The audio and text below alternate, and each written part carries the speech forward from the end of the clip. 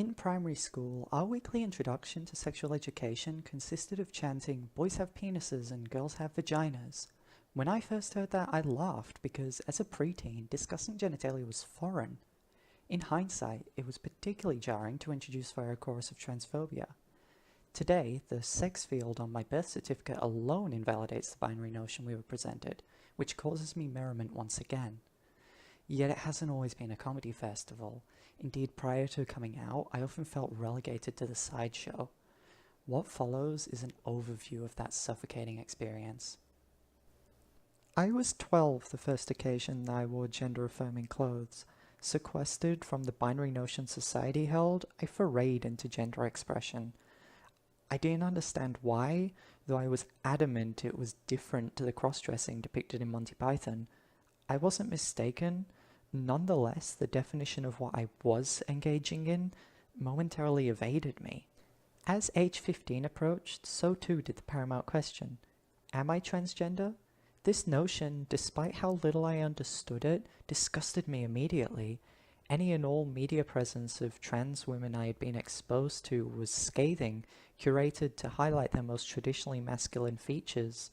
The language surrounding these women did nothing to improve my stance at the time. In fact, it instilled a sense of futility. Surely, I thought, I'm not one of those people, I just like the clothes. Even if I wanted to be a woman, I couldn't. I have facial hair. So I denied being transgender, suppressing reality to avoid the seemingly intrinsic man in a dress result that would ensue. But suppression is the weakest form of adaptation and denial's matured form. This semi-conscious decision would proceed to harry me until I graduated from secondary school. Having successfully discarded truth, I continued to wear gender-affirming clothes in private, cultivating a lie.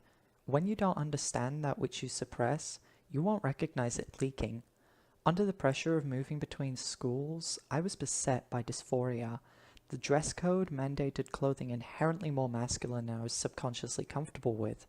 In response to this foreign feeling of unease, I began to avoid my classes, retreating to bathrooms and similar locale.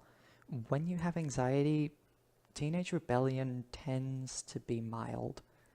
Inversely, during this period, I began dating, which temporarily alleviated my desire to wear validating clothing. This was unprecedented, and I felt a distinct excitement that this was simply a foul kink that didn't belong to me. Further liberated from the truth, I convinced myself I would forget the entire debacle. As the year grew on, however, that familiar, dreaded place beckoned once more. Ultimately, I had never resolved the uniform issue, and the dysphoria persisted.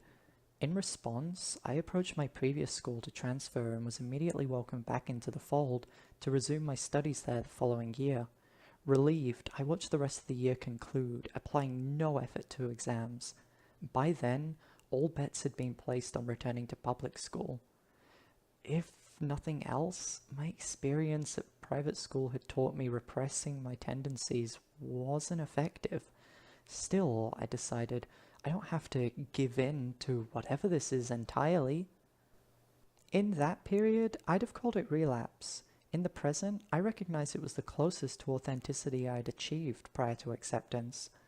When people inevitably asked why I returned, I occasionally cited the uncomfortable uniform. Truth, though I had believed it was an obvious lie that would deter others from inquiring further.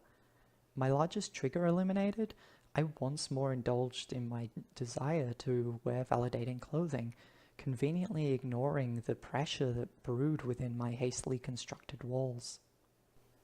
As dressing became increasingly prevalent, so did various associated stresses.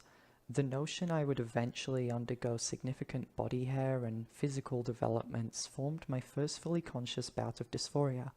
Please, don't happen until my 20s, I'm not done yet, I would desperately think, simultaneously neglecting my deepest need, to exist authentically. Such a contradiction proved difficult to maintain, my grades and mental health suffering for it.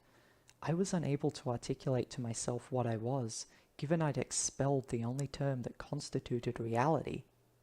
My initial response to the most innocuous question betrayed my identity at 14, subjecting it to invalidation for years. At 17, before a mirror reflecting my best efforts at blending, it revolted. The ensuing clash between my identity and internalized transphobia resulted in a major series of panic attacks. Lacking the ability to recognize the situation or even identify a comparison, I floundered. It was a culmination, but not a conclusion. In the aftermath, I was faced with examining the cause of my recurring panic attacks. In a segmental manner, I reviewed my pre-existing beliefs, abandoning a significant number of them in the process. As I shed a multitude of toxic attitudes, I began to recognize the person I originally sought to be. So I asked myself, am I transgender? Once ill-timed, it had become the perfect question. My answer was not a simple yes as much as an affirmation that I would transition, regardless of cost. I knew it couldn't damage me as savagely as I had myself through denial. I appreciate the urge to claim I completely turned myself around immediately, but it's untrue.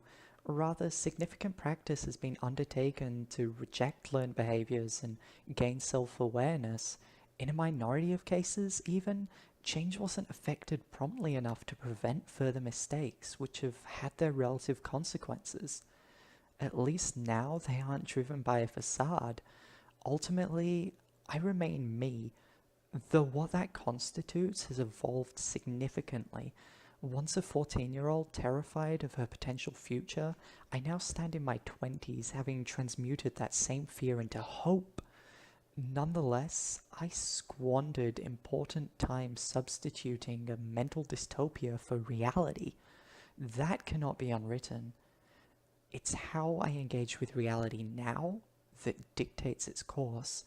I didn't recognize that flexibility before 17, much to my chagrin, so don't allow denial to preside over your life. It constructs nothing of value.